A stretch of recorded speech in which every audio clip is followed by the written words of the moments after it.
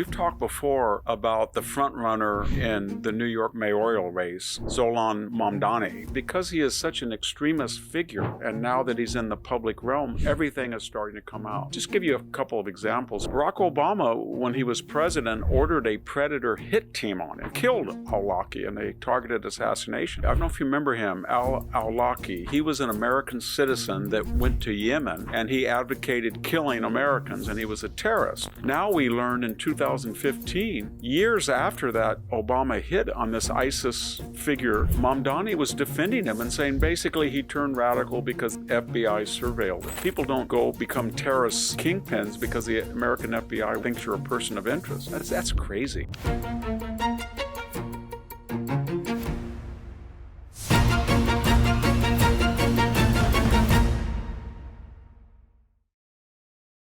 Hello, this is Victor Davis Hanson for the Daily Signal. We've talked before about the front runner in the New York mayoral race, Zohran Mamdani. And we've mentioned before that he talked about seizing the means of production, which comes out right out of Karl Marx and Friedrich Engels' Das Kapital, the Communist Manifesto. We talked about his claims that he never advocated defunding the police, even though there's an extensive social media trail where he advocates just that.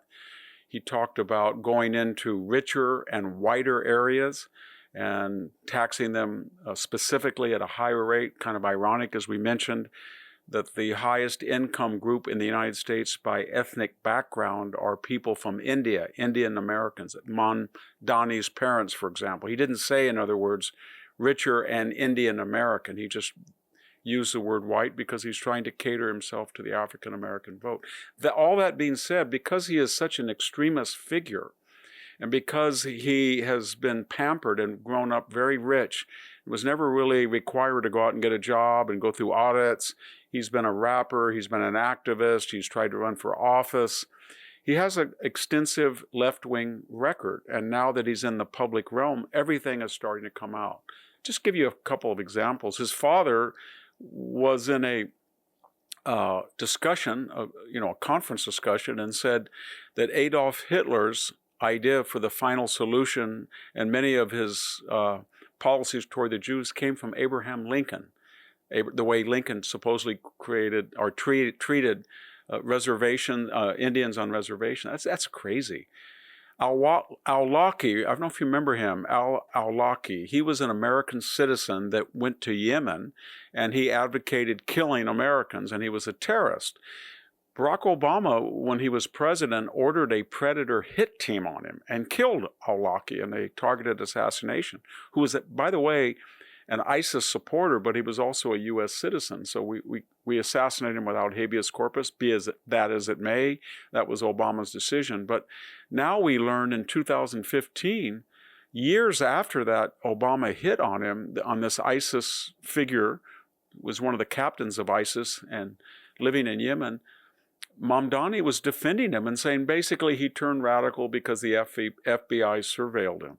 That's like saying that Kash Patel turned radical because the FBI surveilled him. People don't go become terrorist kingpins because the American FBI thinks you're a person of interest. He has some other disturbing things as well. He posted a video on his social media of Indian Americans dressed as if they were Hasidic Jews, and they were making fun of the Hanukkah celebration. And they had a menorah there, and they were chanting as if they were rap music. It was very derogatory toward Jews. Yet why would he put that there on his social media account? That's not the end of it. He's very sensitive about the African American and Latino vote, which I don't think he's going to win. But now we learn that when he applied to college, to Bowdoin, and I think further to graduate school, in which he was not admitted, he claimed that he was an African American. And, as someone who was in academia for 3 decades, I used to have students that were from North Africa, Egypt or Morocco or Algeria, but were not African American.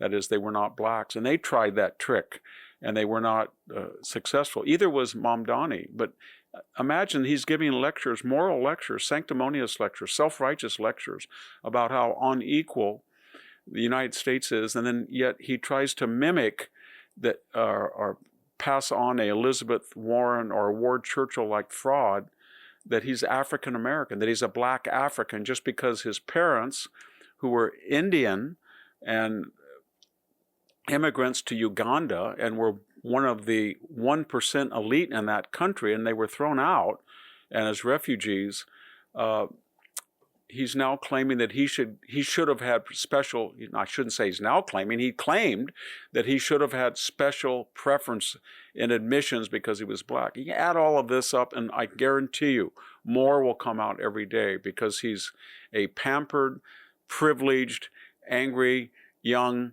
socialist-communist. He's had no experience, he's out of debt, and he has a long social media record. And the only question that I have for you, the audience, and me, because I'm genuinely puzzled about it, the more that we hear that he's lunatic and unhinged and anti-American and socialist, does that help him or does that hurt him, given the demographics of New York? Thank you very much. This is Victor Davis Hanson for the Daily Signal. Thank you for tuning in to the Daily Signal. Please like, share, and subscribe to be notified for more content like this. You can also check out my own website at victorhanson.com and subscribe for exclusive features in addition.